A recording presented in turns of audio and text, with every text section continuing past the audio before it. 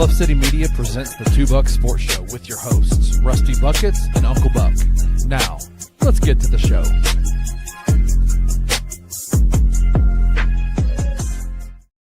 What is up, everybody? Welcome to your Wednesday edition of the Two Buck Sports Show. I am your co-host, Rusty Buckets, hanging out with you today. My guy, Drew Gann, had something come up kind of last minute, so I scrambled a bit. And I think I found a sufficient, dare I say, superior co-host for today who will join me here in just a minute for our Wednesday Real versus Counterfeit segment. But before we get to that, I do want to talk about the Mid-South Card Show coming up this Saturday, September the 20th. It is at the venue at Bartlett Station, 5868 Stage Road. There's going to be sports cards, going to be trading cards, going to be sports memorabilia. I know a lot of the Memphis local celebrities make appearances. Jake LaRavia, I can't believe I'm saying that's a Memphis celebrity, but Jake LaRavia used to go to these when he was still here. You never know who's going to turn up, but it's going to be a great time. I will be there representing Bluff City Media, which I'm super excited about. I'm also going to get the chance to talk with Reggie Howard, a former Negro League baseball player from the 1950s. He's going to be hanging out there, signing his book. You can pick up a copy of that while you're there. Bring your cards that you can trade, you can swap, you can get price. Bring the family. It's going to be a good family-friendly time. Again, the Mid-South Card Show. It's this Saturday from 9 to 3 at the venue at Bartlett Station. We're also working up a pretty big event with my co-host for the day later this year that I think y'all be excited about. But yeah, the Mid-South Card Show this Saturday, 9 a.m., the venue at Bartlett Station. Be there. I'm going to be there, again, hanging out with Reggie Howard. Super excited about that. Y'all make sure you come out for that. Now, on the other side of the break, it's Wednesday. And you know what we do on Wednesdays? We debate things. And I got a hot take for my co-host that we're going to talk about right after this.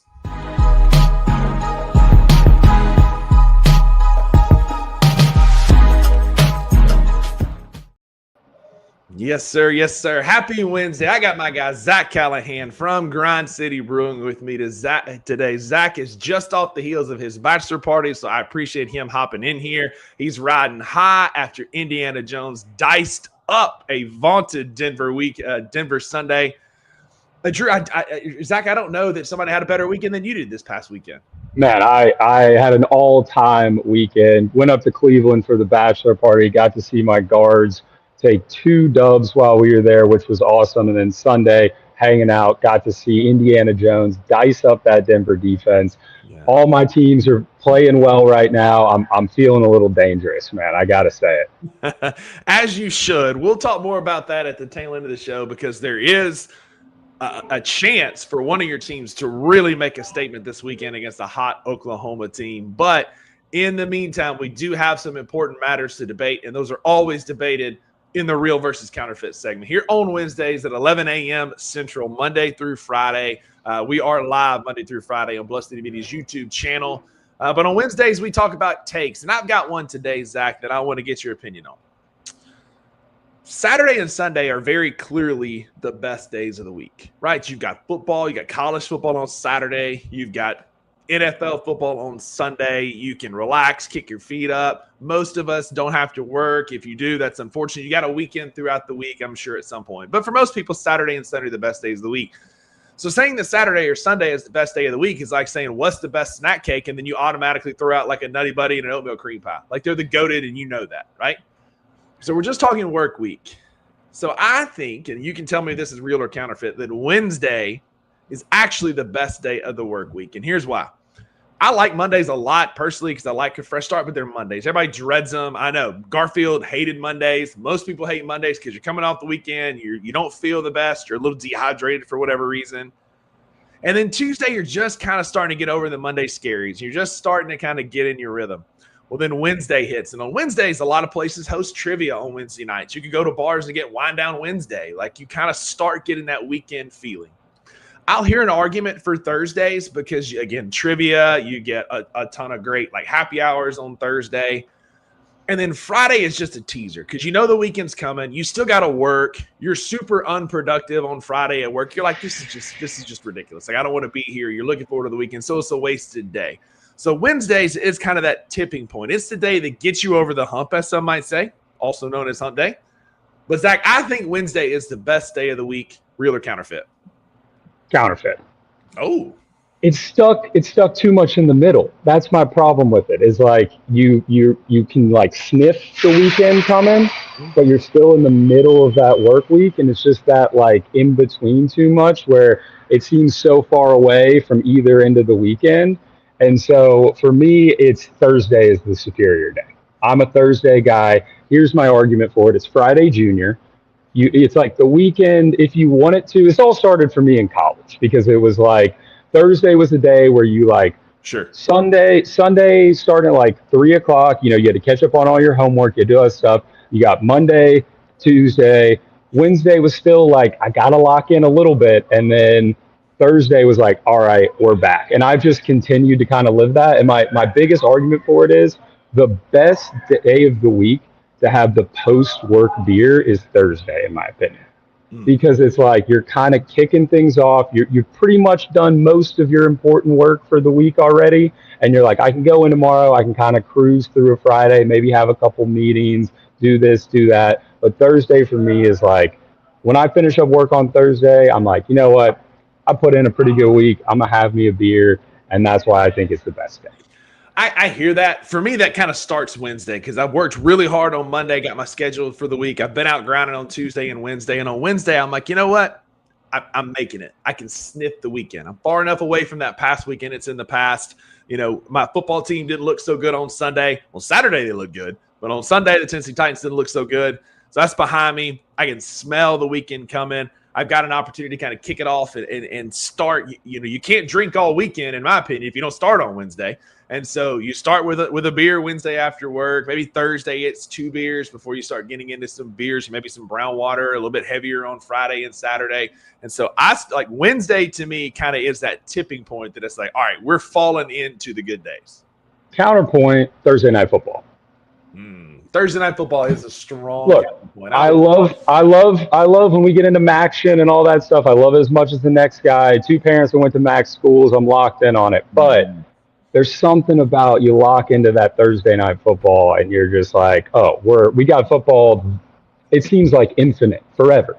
I'll hear that because of the last 2 weeks, because you had the Chiefs and the Chargers, right? Yeah. And then last week you had the Commanders and Packers. But look ahead at the next few Thursday night football games. You got Arizona and Seattle. You got some duds. And again, no football. I mean, bad football is better than no football. I hear that.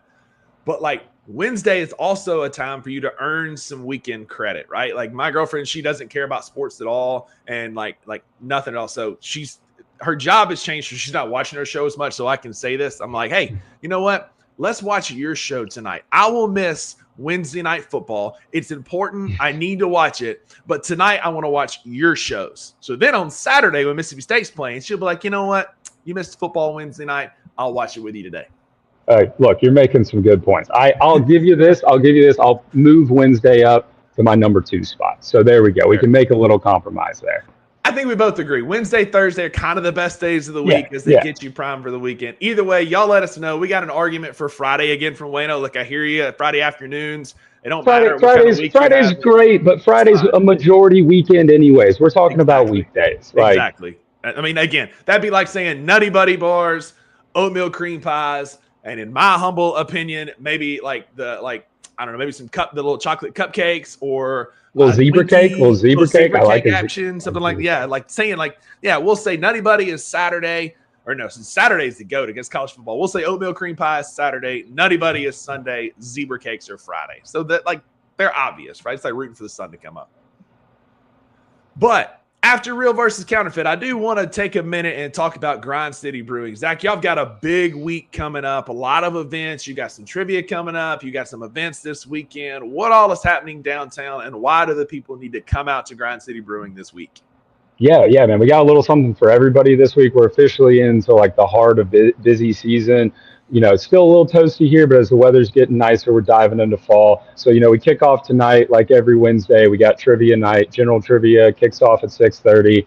It's going to be it's one of my favorite things that we do here. It's always fun, big crowd, always a good one. And then tonight, leading into tomorrow, we kick off our first ever fall ball Grind City Wiffle Ball League. And so the first game's tonight, and then the other games are tomorrow. League is full for the year, but we're going to run it back in the spring. So if you guys are interested, definitely something super fun. I'm excited to see how it goes. We've not done this before, but we had 8 teams sign up. So we're going to have a big group of people out here playing wiffle ball. It's going to be super fun.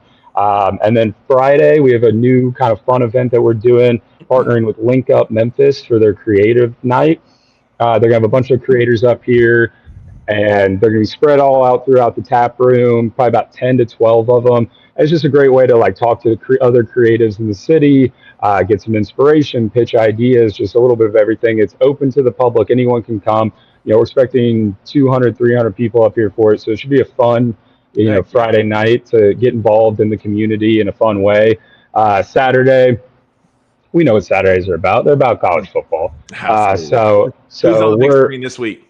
Yeah, so on the big screen, we got Arkansas, Memphis kicking things off. I mean, huge game for the Memphis Tigers. So excited to see, fingers crossed, they can pull out the dub against Arkansas. No one likes Arkansas. No. And then, but yeah, showing some love to the hometown team for a big matchup for them. And we're just sticking on primetime games on ABC all day long. So we got Auburn, Oklahoma after that. Huge matchup. Obviously, I'm very invested in that. And then we got Florida at Miami, little in-state rivalry. One team's hot, one team's not. Yeah. But when the rivals get together, you never know. I'm excited to see how that one plays out. And so, yeah, got some great games. And then, of course, all the other TVs, first come, first serve. Get here early. Throw your team on any TV. And we're just going to be rocking with a great day. We got a fan favorite back on tap. I'm in love with the Cocoa, our original seltzer that we ever made. It's a coconut seltzer. A lot of people absolutely love it. Huge hit, especially with it being a little toasty out still. Great, refreshing beverage to have. And then Sunday is really a huge day for us, a little Sunday fun day. We got World Gratitude Day. We're partnering with Groovy Gratitude, who's a neighbor here in the neighborhood with us. They're doing a yoga class in the yard at noon. You can go on their socials and sign up for that. And then they're going to be hanging around doing a lot of like positive stuff. They're going to have some smoothies and food going on. And then at 1, the Kiwanis Club Top Dog event celebration. We're going to have a DJ from 1 to 5. We're going to have a bunch of dog-friendly vendors. So bring up your pup, come hang out. It'll be a great Sunday.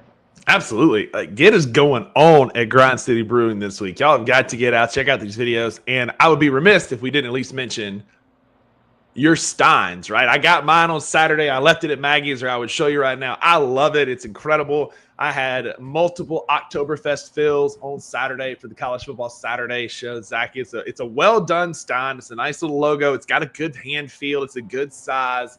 Big fan of the stein y'all did this year. Yeah, absolutely. I appreciate it. I mean, look, man, our Oktoberfest, it just doesn't get better than that. It's one of my favorite beers, just point blank, period. And so being able to grab one of those awesome steins for $20, first pour of any beer you want's free. And then after that, till the end of October, you're getting $5 Oktoberfest and Poppy's Pills fills. It's a great deal. It's an awesome stein. And so come up and grab those, and make sure you bring them on October 4th for our 5-year. I can't believe it's been 5 years, but 5-year anniversary.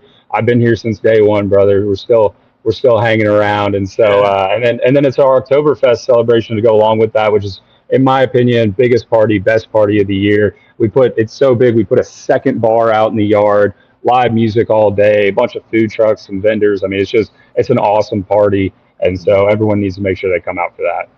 Yeah, and then we got Charlie here in the comments spewing some subjective nonsense. We're objective here. We're talking about objective things, not subjective nonsense there, Charlie. But appreciate you being here, man. But for sure, man, it's a great stein, and I can recommend that Oktoberfest beer. Oktoberfest beer is like my favorite beer. You know, I'm a dark guy. I like ambers. I like more of that dark kind of style. And the Oktoberfest is kind of the warm-up, right? Like, you've been drinking IPAs, you've been drinking lagers all summer. You get that first sip of that Oktoberfest, and it's like, ooh, the cooler weather's coming, the darker, heavier beers are coming, and we are winning. It's the perfect entry point. You know, I say it's like the exact right down the middle, getting into those darker beers. Ours has just a touch of that hoppiness to it that kind of like gives it a little bit more flavor, and it doesn't have any of that sour, bitter that you get sometimes from some different Oktoberfest. I think it's it's the same beer we've been making from the first Oktoberfest that we made, and it's one of my favorites. So. And it's the perfect balance of being a little bit lighter, but getting that maltiness in it. The hop finish is perfect. Great Oktoberfest beer and a great way to spend your Saturday, this Saturday, or any day at Grind City Brewing. So we've talked beer. We've talked best day of the week. We've talked subjective versus objective already. And speaking of that, on the other side of the break, we're going to take a quick commercial break, about 3 minutes. On the other side, we're going to be talking which teams are flat broke this year in college football.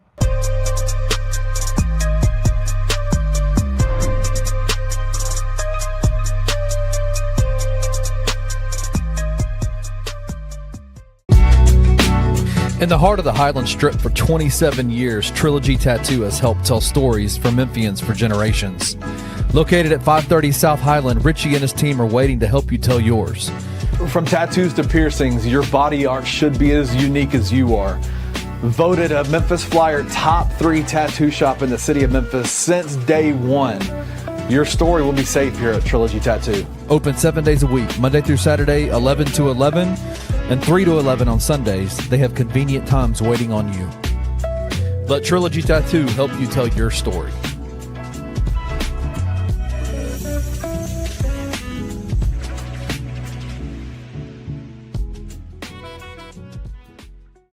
I am super amped about this game. I just have this feeling that it's going to be a very special day in Memphis on Saturday.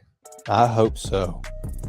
I had a chance today at the media press conference at the availability to talk to some media members that were not in Memphis in 2019 and share with them what college game day coming to Beale Street was like.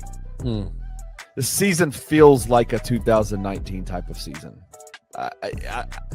Already. It just does. It just does. It feels like a Destiny type of team that really, really amps me up for this Saturday, because this is just another chapter in the story that I think this season is going to end up being for the Tiger football program. I hope you're right. I hope you are right. You're getting me fired the heck up. Tune in to Tigers Untapped with your hosts, Trey Lasley and TJ Willis, every Tuesday at 3 p.m. on the Bluff City Media YouTube channel. We are 2 weeks away from NBA training camp. I want to know what things you guys are intrigued about the most. Edward says he needs to see a Cedric Coward workout video. It's not that I think the Grizzlies are being weird about it. I just think that our level of anxiety for it is high. Yeah. Now, whether you want to debate whether that's understandably high or just y'all just tripping high, that's for each man to determine.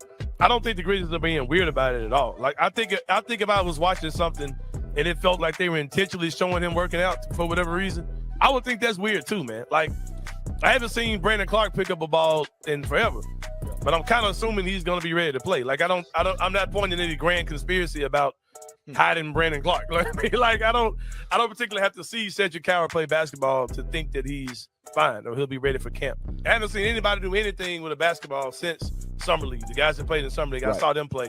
I ain't seen nobody do anything since then. Tune in to the Anthony Sain Show Monday through Fridays at 1 p.m. live on the Bluff City Media YouTube channel.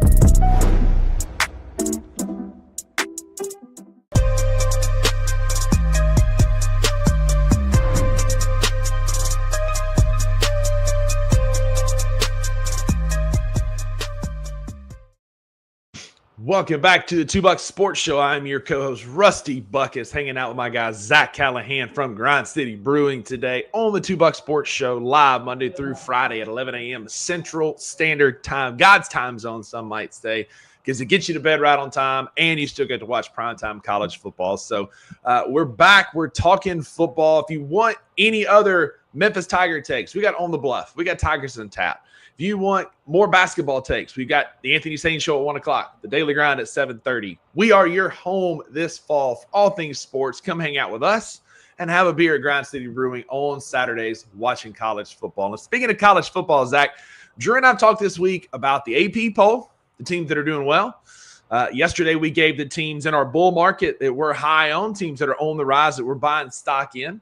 In our bear market, we talked about some of the teams that we're not buying stock in, and a couple of them are going to make their appearance today in the first ever installment of the Two Buck Sports Show Flat Broke segment. And these flat broke teams are struggling this year. It's been a rough start for some of them. Some of these is pretty obvious. They've gotten blown out by some Ducks out in Oregon. Some of these teams are 0-2. One of them is a very personal one to me that we'll get to here in a minute. So without further ado, my flat broke top 10 worst teams in college football, Zach. And the first two were kind of obvious, UCLA and Virginia Tech. I mean, UCLA has been about as bad as you could be, right? Yeah, I mean, just it's rock bottom out in LA for them right now. I mean, obviously you have the whole deal with what's been going on for a while. No one showing up to their games, just kind of sad vibes, disappointing vibes. They join the Big Ten. It makes it even worse, it feels like. Yeah. And then, you know, they start off the season, they get Nico and that whole disaster of getting him there and everything like that. And then they just show up. And I mean, there's no other way to put it besides the fact that they stink. I mean, they're just bad at the game of football. And then Virginia Tech, it's like, I mean, I think they were kind of like, oh, maybe some like, you know, decent vibes there. They show up and play pretty decent against South Carolina, which we'll get to that in a minute because now that game's a lot more telling.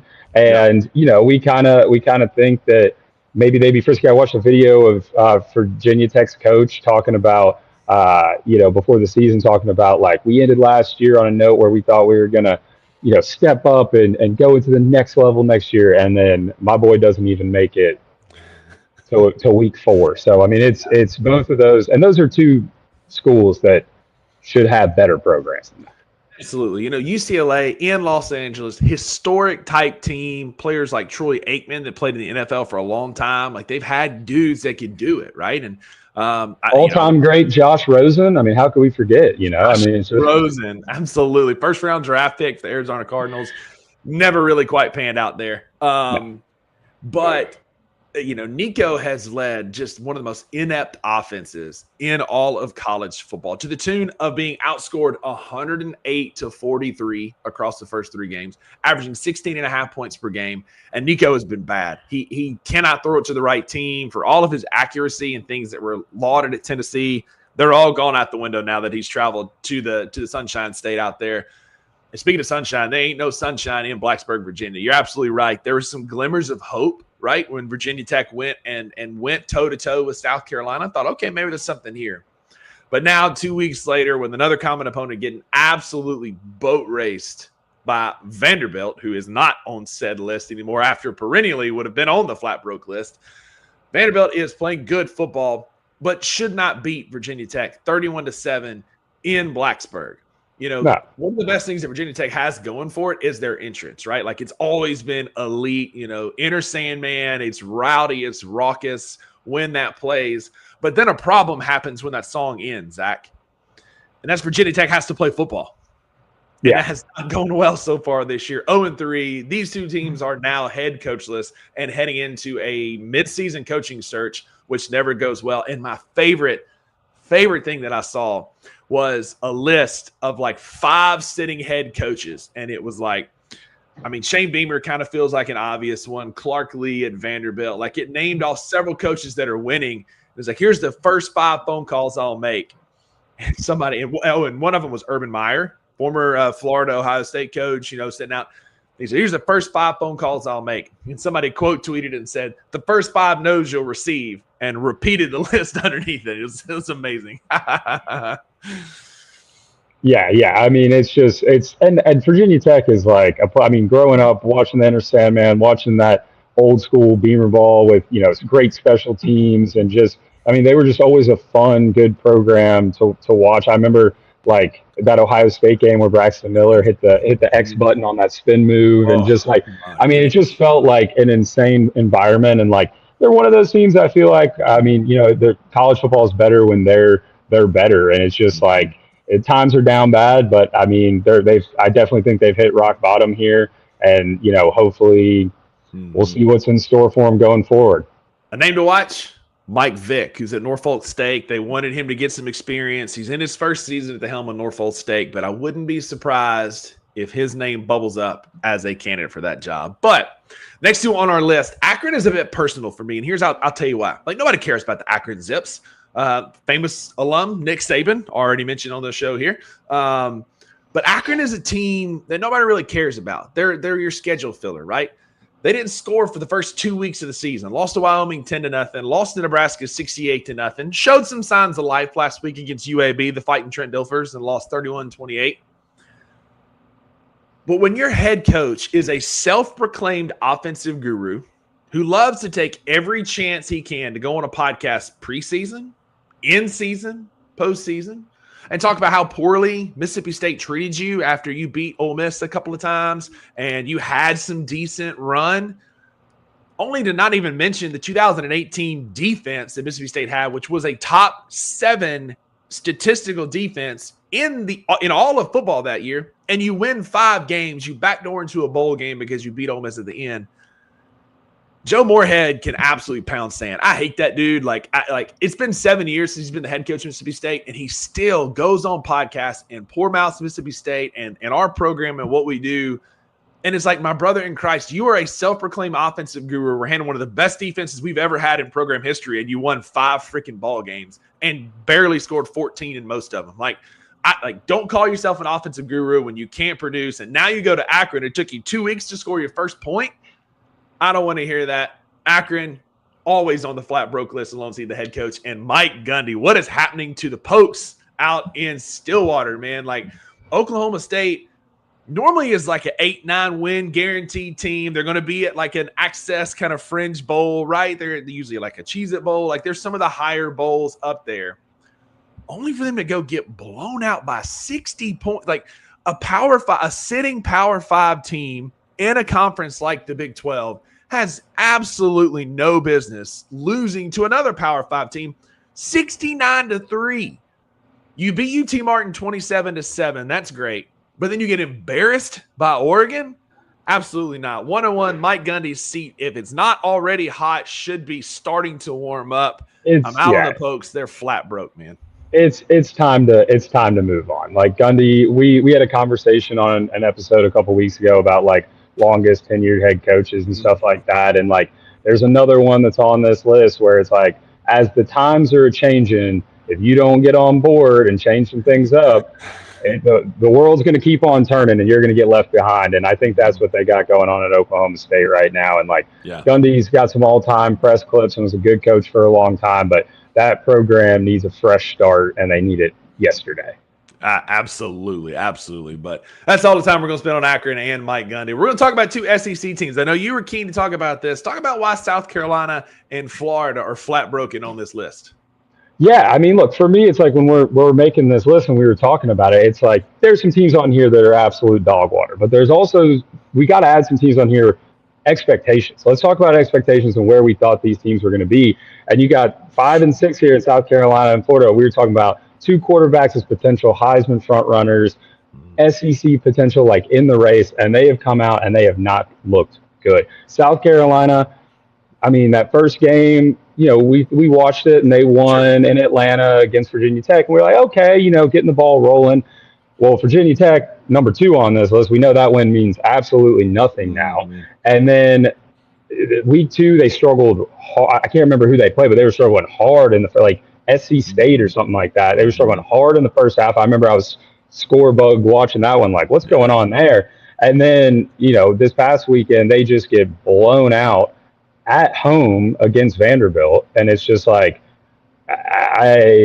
stock is down for South Carolina right now. And I mean, look, they're one of those teams where if sellers can turn it on at the right time, maybe in the second half of the year, like last year, they're a little bit more impressive, but I'm out on the Gamecocks if they're losing. And look, I think Vanderbilt is legitimately good. Yeah, but there's no excuse for getting just crushed like that at home. And then with Florida, I mean, I'm just going to go ahead and pass the rock to you and give you your flowers and get your takes off about the man under center down in Gainesville, Florida. I've been telling y'all since the beginning of the season that DJ Lagway ain't it. And yet I went on a show at your lovely establishment this past Saturday and got yelled at by 2 buffoons for at least 5 to 10 minutes about how poor it was to compare DJ Lagway to Anthony Richardson and the fact that he's not an SEC caliber quarterback. Maybe that was a bit far. Maybe he is like another DJ, former Florida State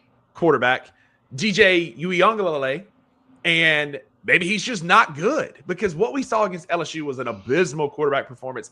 He had a season's worth of interceptions in one game, led no successful drives on a night where your defense is playing otherworldly and holding LSU to one offensive touchdown.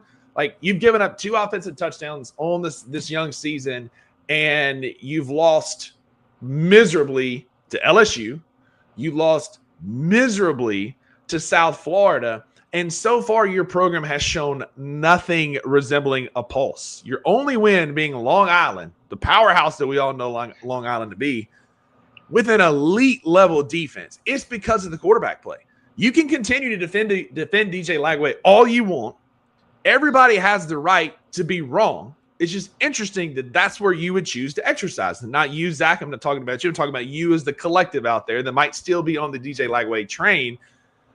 Go watch that LSU game. Go watch that South Florida game. Against Long Island, he had a QBR of 39.2. Like, he's just not a effective quarterback, and you're seeing that. So, and then there's a whole other conversation on Billy Napier and how poorly he runs that organization, how he should have been fired previously.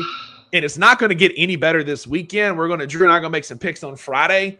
I don't know that Miami's going to blow them out, but I think Miami's going to break their will, and it's not going to be a close game. Sure, the score might be a little bit closer because of Florida's defense, but Florida ain't got nothing to hang. That Miami offense, Carson Beck's got them rolling right now, and their defense is vastly improved. It might be a long day for Lagway.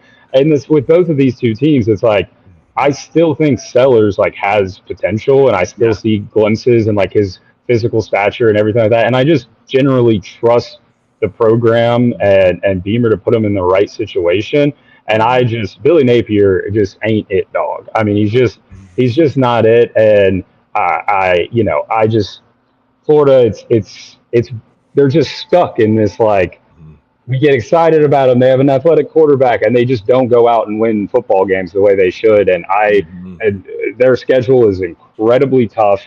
And I think it's a wrap there, and it's just not good. Again, I said on the show yesterday, I went on and on about South Carolina. That's why I'm not touching them a ton. South Carolina burned me because I rode with them even after their struggles, only for them to go get embarrassed by Vanderbilt 31-7, just not even close. Just get absolutely just boat raced at home like that is wild. But Florida, absolutely. After Miami, you still got Texas on the horizon. You still got Georgia on the horizon. You got a resurging Mississippi State team on the horizon who has one of the best secondaries in the country. Kelly Jones absolutely shut down Jordan Tyson, who's going to be probably the first wide receiver off the board next year in the NFL draft from Arizona State. Florida ain't got like I said yesterday, and I stand by this. I think Billy Napier doesn't last the season, A. B, I'm not sure DJ Lagway does either. I think there's a point where they start kind of testing out some of these other quarterbacks if he continues to turn the ball over. Again, one final stat on DJ Lagway before we move on to Kentucky and the fighting Zach Calzadas. But Florida, last year in 192 pass attempts, DJ Lagway had 9 interceptions. So far this year on 100, he already has 6. So it's trending in a very, very poor direction. If he continues to make mistakes like that, Miami is going to make him pay this Saturday in a major, major way. Up next, you got the Kentucky Wildcats. Mark Stoops is there. They're 2-1, yes, but it's not a very convincing 2-1. They've beaten Toledo, they've beaten Eastern Michigan, and then they played Ole Miss, the only team they've played so far with a pulse, and they just couldn't get out of their own way with turnovers and miscues and ineffective running the football. Zach Calzada is your starting quarterback. That's all I need to say, right? I mean, we can move on to the next one, right? I mean, at one point in time, he was on a roster at Auburn, and I mean, I've been through he's been everywhere. Who doesn't have a cheer for a team that he hasn't played on? And it just seems like an unmotivated football team. I mean, just to be honest with you, I mean, it's just they reached their peak and about as good as Kentucky football could be a couple of years ago. And it just kind of seems like, well, I don't really know what else to do. And I think they might get a sneaky win like they did against Ole Miss last year against somebody this year. But it's just if you're a Kentucky football fan, where are your hopes for the future? I just don't see anything exciting. It seems like it's going to get worse before it gets better. There's going to be a coaching change. They'll probably pick the wrong guy. There'll be a couple more bad years. And then it just, you and I have both been down this road before where you get stuck in that and cycle. then you got to make it. And then it just seems like it's going to get worse there before it gets better in Lexington. Very true. I mean, Mark Stoops has won 7, 8, 9 games for forever, but and they may be fine with that because basketball is their breadwinner, but I don't think so. In the SEC, where football is king, football is your moneymaker, teams make rash decisions to try and compete with the elites in the SEC. We see it all the time. You mentioned it. Both of our schools have made decisions like that. But the road doesn't get any easier. They're off this weekend. They got South Carolina. Then they play Georgia, Texas, Tennessee, Auburn, 4 games in a row. And that's brutal. South Carolina, Florida are probably their only 2 shots at an SEC win because none of those teams are going to beat. They play Florida at home. They play at Vanderbilt, which is they might get just lapped in that game. I think Kentucky is heading in the wrong direction. Mark Stoops may be fine. He's been there forever. They may not move off of him, but if Kentucky wants to be competitive again, they're going to have to do something quick because Zach Calzada is completing just under 47% of his passes this year and has not looked strong. In the one game that Cutter Boley played for him last week against Ole Miss when he was out kind of banged up here and there, he already has more passing yards than Zach Calzada does with minimal exposure. So there's that. Not a good sign. No, speaking not a good sign, things are not going well for Prime in Colorado. Shedur's moved on, Travis Hunter has moved on, and the Buffs have been just pitiful this year. And I don't see it getting any better. The cupboard is kind of bare. They're already changing quarterbacks. The Liberty transfer isn't quite panning out like they thought. And Colorado looks like a team on the brink of an absolute collapse after some pretty really strong momentum over the last couple of years, taking over a winless team, building it back and getting into some bowl games. I think Colorado's taken a few steps back this year. Yeah, absolutely. I mean, it was just they had all the buzz. It brought in the right guys with Shedur and Travis to kind of, build some hype around the program and everything like that. And then it just seems like it's kind of fizzled out a little bit. And I don't think, the whole thing with Deion is like good motivator, good recruiter, not the best X's and O's guy. And it seems like it's just kind of going to fizzle out a little bit there. But I wouldn't be shocked even if things go bad with just the way Deion is he kind of probably jumps ship after this year, goes to another program that wants that spark lit under it and probably can, build something up again. But can he hold on to it? Only time will tell. But yeah, things aren't looking great out there for Colorado. Yeah, when you hedge, we'll talk about Dabo here in a minute, but like when you hedge all your bets on a transfer quarterback and it doesn't pan out, that makes it even tougher because you've had you didn't bring in your guy from high school ranks, right? You have to replace your starting quarterback for the last 2 years in Shedeur Sanders, and you bring in the kid from Liberty who's super athletic, talented. He needs a different size helmet because it just fits kind of weird the way it sits on his helmet. It always looks like it kind of hits him like at his mouth. But then you just don't have quite the same products. You're 1-2. The one team you beat being Delaware, you got blown out by Houston. You hung with Georgia Tech, which looks like a decent game, right? Because they won 27-20, but it hadn't gone there. You open as a 13.5-point home favorite over Wyoming this weekend on FanDuel.com, hoping that can turn around. I don't know that I like that for Colorado to cover that. They might find a way to win because Wyoming, again, barely beat who were we talking about just a minute ago? They beat somebody 10-0. Like it was just wasn't like just not Akron. It was Akron. Akron beat them 10-0. Maybe there's some hope there. Deion needs a win to get this thing turned around, and FanDuel thinks they will, but I'm not so sure I'd take that money on them. The last two on here are because you fooled me once, shame on you. You fooled me twice.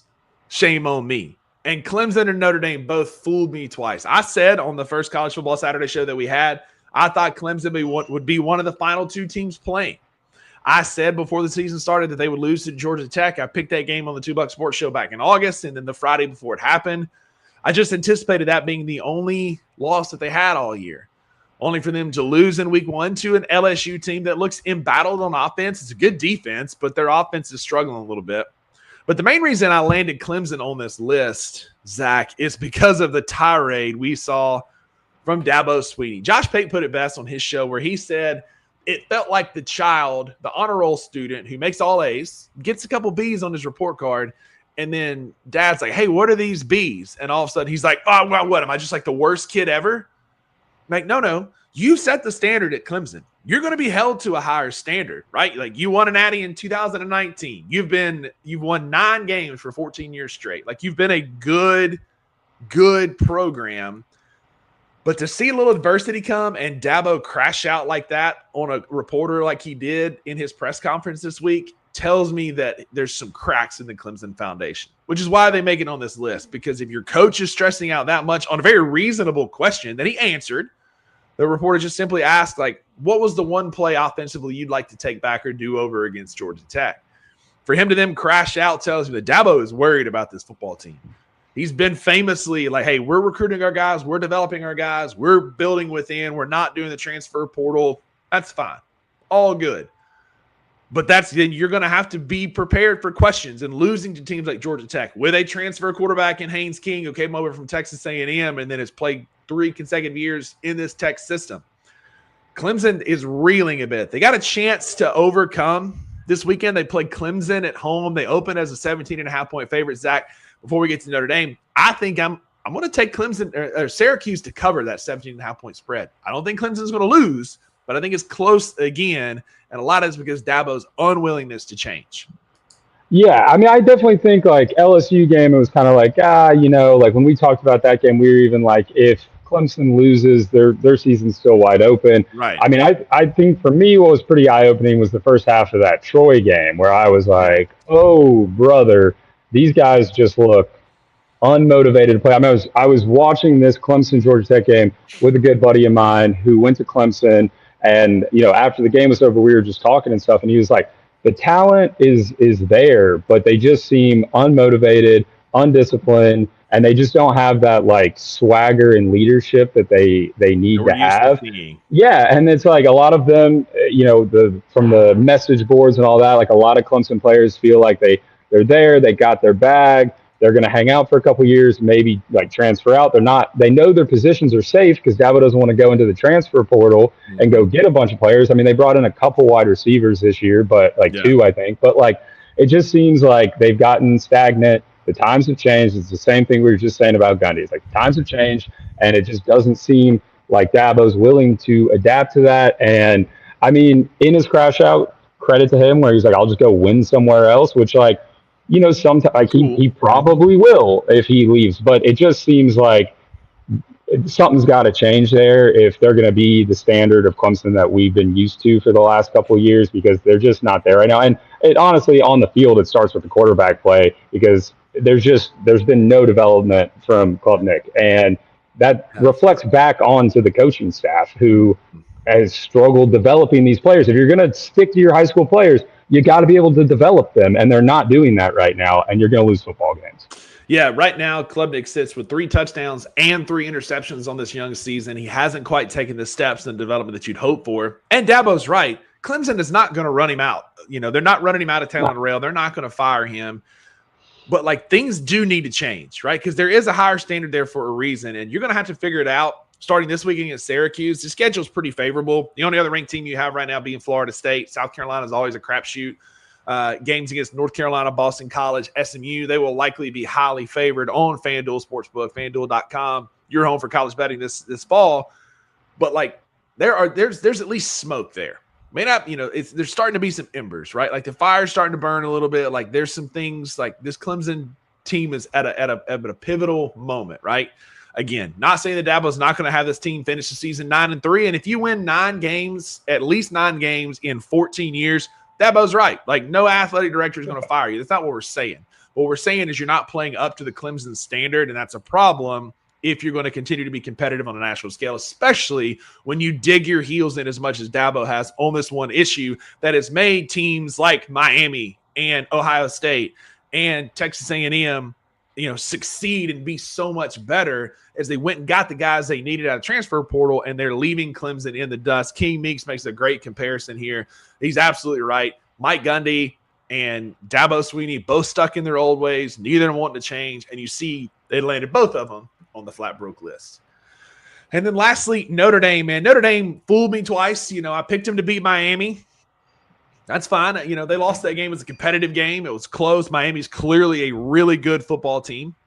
But then to go watch them just get, again, what was an epic, just a classic game against A&M, to fall to 0-2, but to get manhandled in the areas that were supposed to be strengths. Their offensive line has a ton of experience, a ton of starting experience, and they haven't held up and protected C.J. Carr. Jeremiah Love has been non-existent, a non-factor this year after a real Heisman kind of season last year, right? He's averaging 3.8 yards per carry. His longest on the season is 16 yards. In 2 games, he's carried the ball 33 times for only 127 yards, when his backup already has 18 for 113. So maybe it's the Jeremiah Love issue. I don't know. But the offensive line has not been great. C.J. Carr has been fine. 3 touchdowns and 2 interceptions, completing 63% of his passes. But there's enough glaring there that Notre Dame is going to have some issues. Now, their schedule is a cakewalk. They have a cakewalk to the college football playoff, Zach. These might be their only 2 losses based on the rest of their schedule. They're going to be tested a bit by USC. I still think Notre Dame might be a better team than them. But that's the last ranked team they have. They travel to Arkansas after Purdue this weekend. Might be a test. But, again, I think Arkansas might lose this weekend to Memphis. And what's a look-ahead trap game for Arkansas. But I just think that Notre Dame has way too many flaws. I don't think they're going to be the team that runs the table quite like last year. I see another loss, maybe 2 on this schedule, not because the opponents are that tough, but Notre Dame's. And they've already given up their 2 mulligans because they're going to lose a game that they have no business losing, again, to an NC State or a Navy or a Boston College, like somebody or a Pittsburgh that they shouldn't lose to. They usually lose that game. Well, they've lost to 2 toss-up games that they had that they could have won. You've used your mulligan. When is that 3rd loss coming? And a 9-3 Notre Dame team does not get in the playoffs. That's why I think their chances are flat broke of getting to the college football playoff. Yeah. I mean, you're 100% right. Normally they win at least one, if not both, of these toss-up games, and then have a game like last year against Northern Illinois. It was Northern Illinois, right? Yeah. And then Northern Illinois comes to Starkville this weekend. We're a 21.5 point favorite. Fade the dogs to cover. You heard it here first. Yeah. But I just think the only saving grace for Notre Dame could be that weak schedule second half of the year, and Freeman has done a good job in the past of kind of like coming off these losses and getting them back in the right place and get a couple of these get-right games, figuring out the holes that they need to fill and everything like that.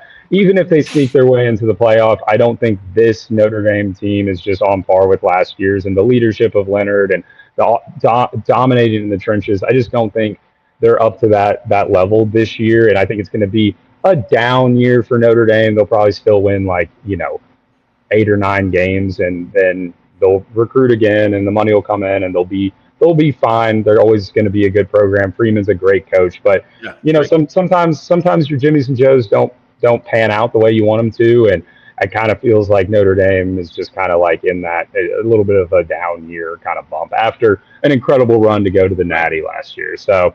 And we're not going to fool ourselves. They'll be top 10 preseason next year simply because of all the writers that graduated from Notre Dame. That's part of it. Marcus Freeman is a great coach. Kids want to go play for Notre Dame. It's a prestigious program. And you've got to shoe in the playoffs. If you win 10 games, you're in the playoffs because you won't man up and join a conference. But that's a conversation for a different day. But before we get out of here, we would be remiss if we didn't at least take a few moments to talk about your Auburn Tigers this weekend traveling to Norman, Oklahoma. Bit of a revenge game, if you will, for Oklahoma. A bit of a prove-it game for Jackson Arnold, whose father famously said, before you make this decision, grass ain't always greener on the other side, before he transferred to Auburn. Auburn travels to Norman, Oklahoma this weekend, where Oklahoma opens as a 6.5 point favorite on FanDuel.com. Actually, opened at 7.5 and it went down to 6.5. Money line, you can take Auburn for plus 195. If you think Oklahoma wins outright, it's minus 240, and the over-under is set at 48.5. So far this year in 3 games, Oklahoma's 3-0 against the spread. Auburn is 1-2. They only covered when they were a road dog at Baylor. They did not cover against Ball State or South Alabama. Zach, I've given some reasons why I'm a little bit nervous on Auburn. Tell me why Auburn can go to Norman and win this weekend. Yeah, I'll give you a couple reasons. I just want to start off with saying this, just as an Auburn fan, just being after a couple of bad years here, being ranked for the first time in a long time at number 22, Oklahoma at 11. being back in the national spotlight and having this huge ABC game of the week, all the storylines. I'm so fired up for this football game and is so excited to just be back in one of those games that truly feels like it means something. It like truly matters. And when we did the Auburn like little preview the first time I hopped on the show, I circled this game right away. I think every Auburn fan did. I think Arnold did. I think Freeze did. Everyone. And so, I mean, that's the number one storyline in my opinion. He's going back there. It went absolutely terrible, as bad as it could get. He's got bad memories there. I think he's pumped up to go in there and prove to that fan base and everyone on the other sideline that he is that guy. And he's been playing cocky. He's been playing confident. He's been running the piss out of the football. I think if he goes out there early and starts, making some big plays, and he walks out there and gets some swagger behind him, it's going to be a good day for the Auburn Tigers. If he goes out there early, a couple 3-and-outs, makes a turnover, something like that. I mean, it was all about Arnold's turnovers last year and everything, walking turnover.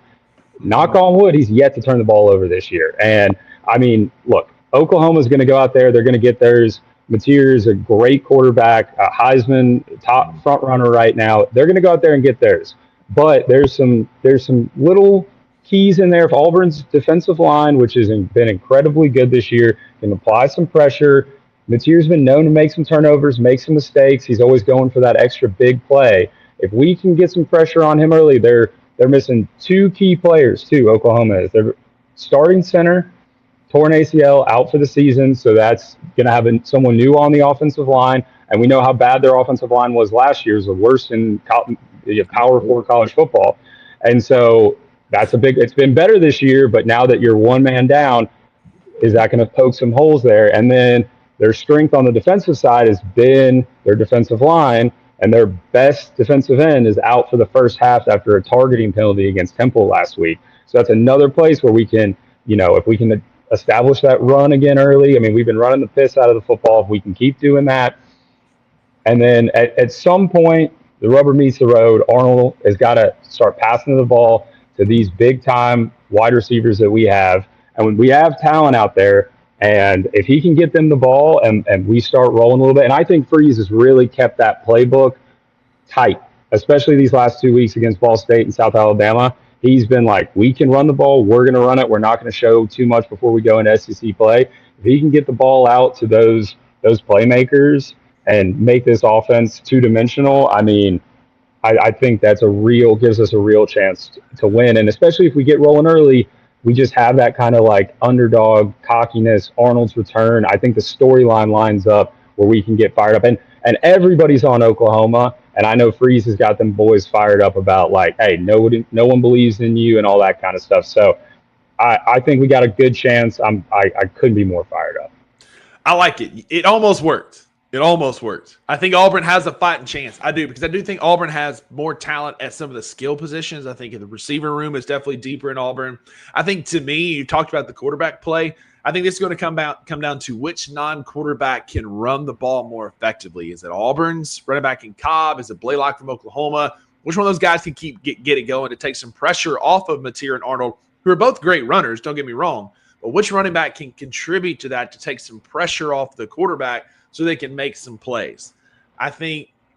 And we should have Alston, our true RB1, back this week. So he only played in like the first half against Baylor, got a little banged up. Cobb stepped up and been great, but having 1-2 punch could be a huge factor. The key. Who's going to be able to take some pressure off that quarterback and take it off Jackson Arnold? Either one of those kids can be that. One of the things that does make me a bit nervous about Jackson Arnold, we have one sample size, so I own that.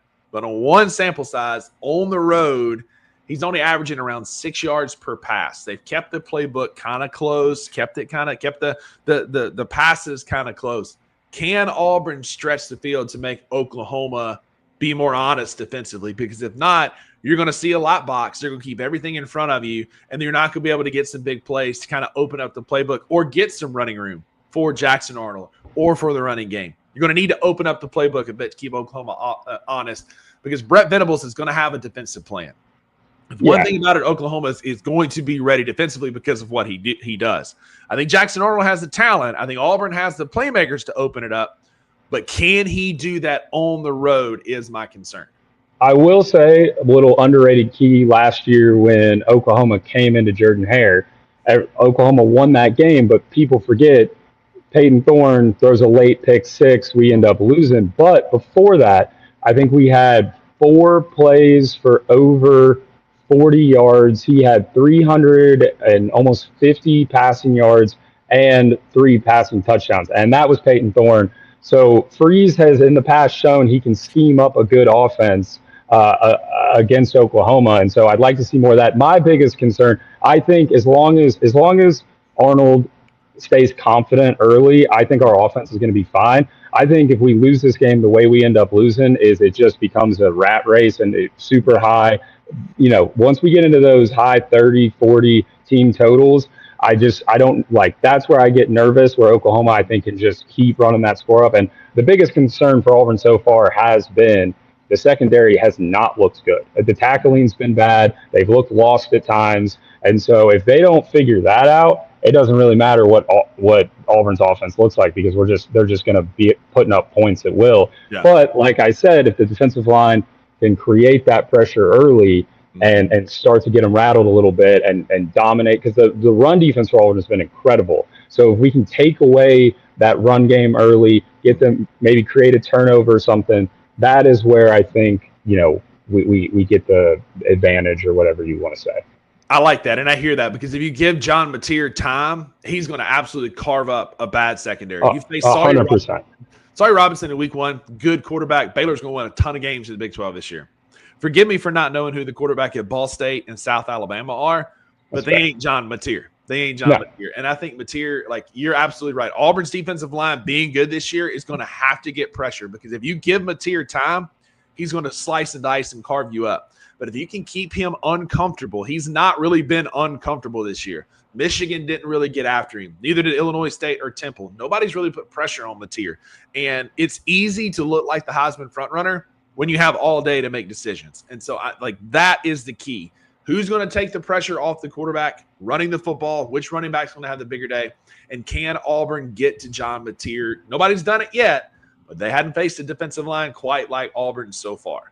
Yeah, Kendrick Falk, X Factor, projected top 10 pick, been just getting after quarterbacks so far this year. And if he can do it again, or even just get double teamed and open it up for somebody else, I mean, I think that's really, like you said, that's going to be the big X Factor there.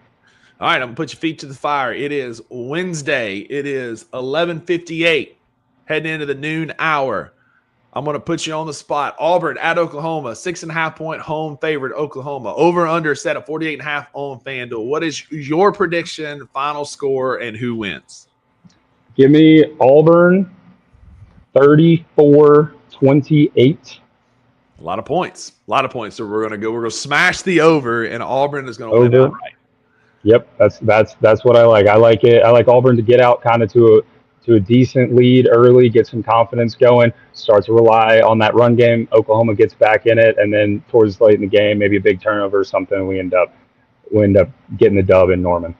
Listen, I like a man that's confident. I like a man that believes in his team. And so you heard it here first. Auburn gets the upset at 2:30 on ABC on the big screen projector at Grind City Brewing. Make sure if you want to watch the Auburn Tigers, you go watch with Zach. Have a beer with him. Buy him a beer. Right, baby. Auburn is struggling. You want to make sure you get him a beer to help him get through the afternoon. But I don't think so. I think that's going to be a classic SEC game.